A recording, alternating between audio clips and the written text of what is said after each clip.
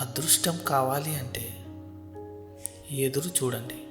అవకాశం కావాలి అంటే సృష్టించుకోండి. అదృష్టం అనేది అందరి జీవితాల్లో ఉండదు, కానీ అవకాశం మాత్రం ప్రతి ఒక్కరి జీవితాన్ని తప్పకుండా అదృష్టంగా మారుస్తుంది. మీ మనసు మీ అదుపులో ఉంటే మీరు అడవిలో ఉన్న ఆనందంగానే ఉంటారు.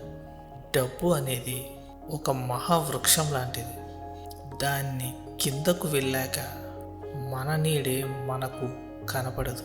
ఇక మన చుట్టూ ఉన్న వాళ్ళు అస్సలు కనపడరు.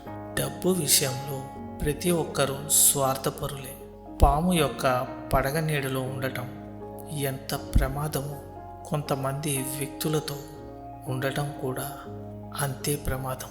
పైకి కనిపించరు, కానీ లోపల మాత్రం చాలా విషం ఉంటుంది.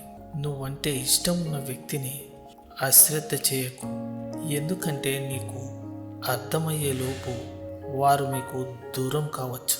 అది ఎవరైనా సరే, స్త్రీ అయినా లేక పురుషుడైనా. బాధ్యత తెలియని వారికి పనులు అప్పగించడం ఎంత తప్పు. బంధాలకు విలువ ఇవ్వని వారితో బంధుత్వం కలుపుకోవడం కూడా అంతే తప్పు. ఎగతాళిగా నవ్వే వారిని నవ్వనివ్వండి, అలాగే అసూయతో ఏడ్చేవారిని ఏడవనివ్వండి.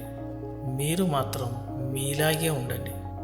ఏదో ఒకరోజు ఆ నవ్విన వాళ్ళు, ఏడ్చిన వాళ్ళు మీ సహాయం కోసం మీ దగ్గరికి తప్పకుండా వస్తారు. గుర్తుంచుకోండి, నువ్వు సంతోషంగా గడిపిన క్షణాలు తప్ప ఏవి నీ వెంట రావు. నువ్వు సంపాదించేది ఏది నీది కాదు. ఒక మంచితనం, పుణ్యం తప్ప, ఎదుటివారి హృదయంలో ప్రేమ తప్ప. ఎంత సంపాదించావు అనేది ముఖ్యం కాదు. నీకు ఉన్నంతలో నువ్వు ఎంత సంతోషంగా ఉన్నావనేదే ముఖ్యం. డబ్బుని ఎంతైనా సంపాదించుకోండి, అలాగే ఎంతైనా పోగొట్టుకోండి, కానీ వ్యక్తిత్వాన్ని మాత్రం ఎప్పుడూ పోగొట్టుకోవద్దు. ఎందుకంటే అది డబ్బు కంటే కూడా విలువైంది.